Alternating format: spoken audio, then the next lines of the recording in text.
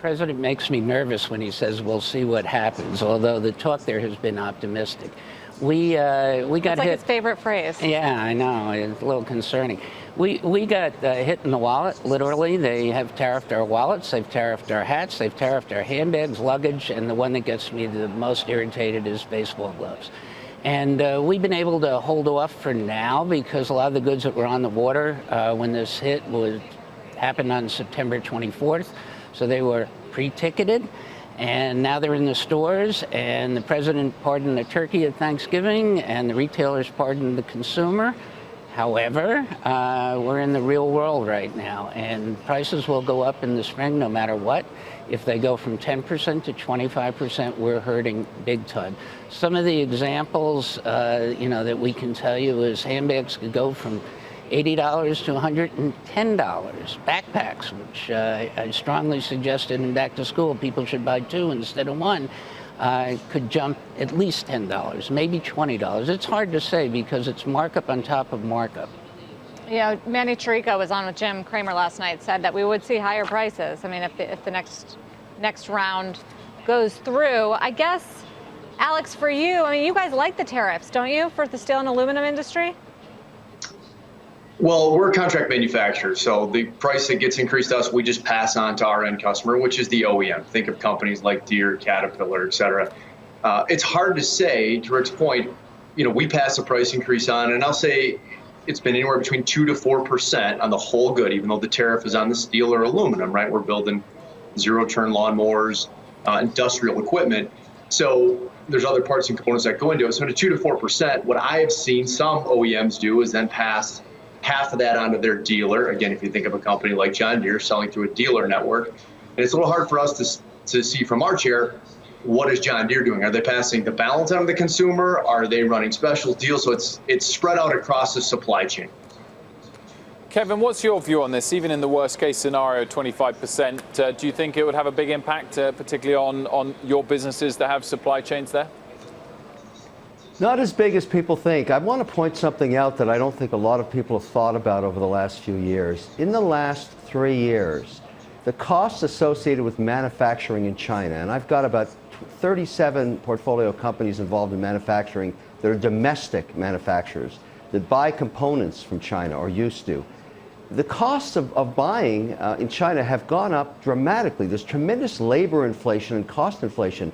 So these companies have been moving to places like Vietnam, the Philippines, Sri Lanka, and they've been doing it over the last 3 years. And I'll give you a good example. This is a very successful company out of Boston that makes greeting cards. This is called Love Pop cards. These are laser etched in a giant football field facility in Vietnam. They don't do anything in China anymore. Too expensive. They're hand assembled in Vietnam and FedEx to America. There's no tariffs. So in my portfolio of companies, we did a survey getting ready for 25% bump. We found that 65% would be affected in some ways in componentry, but virtually all of them have checked out of China. It's simply too expensive for companies under 500 million in sales. Nobody's looked at that. That's why I think these Chinese ambassadors or whoever, the team that's sitting down there at the G20, are sweating bullets much more in a way that a lot of people aren't thinking about. They really can't afford to keep losing manufacturing out of the U.S. and other countries like Europe the way it's going to Vietnam and other places. I bet you they're going to be more flexible than people think.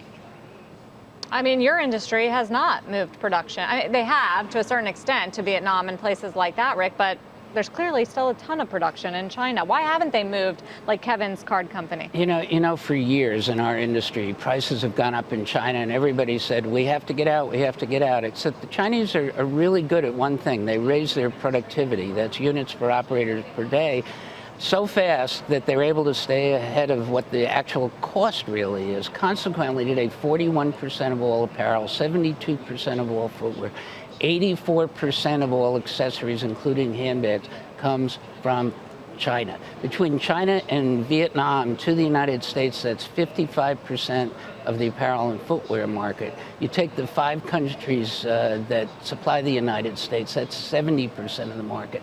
So you know what that means?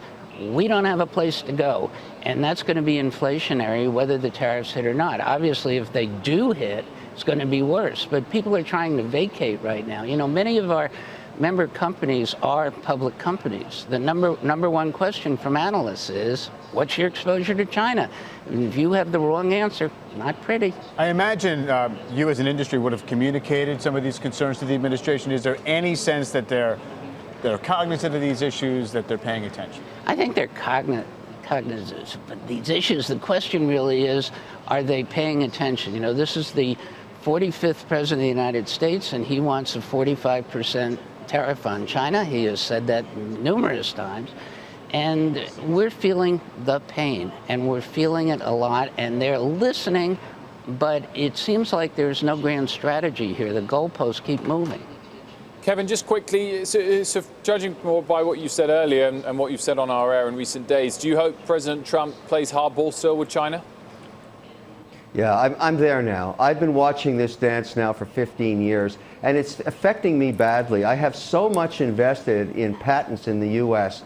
Every time I get a hit retail product in the U.S. and then start shipping it to Europe or Asia, I'm ripped off within 90 days by Chinese manufacturers, sometimes the same factory that I'm contracting to make it in, and I find it on all over Alibaba. I'm sick of it. I'm just tired of it. I want to go to war on IP, and I want to go to war on access to market.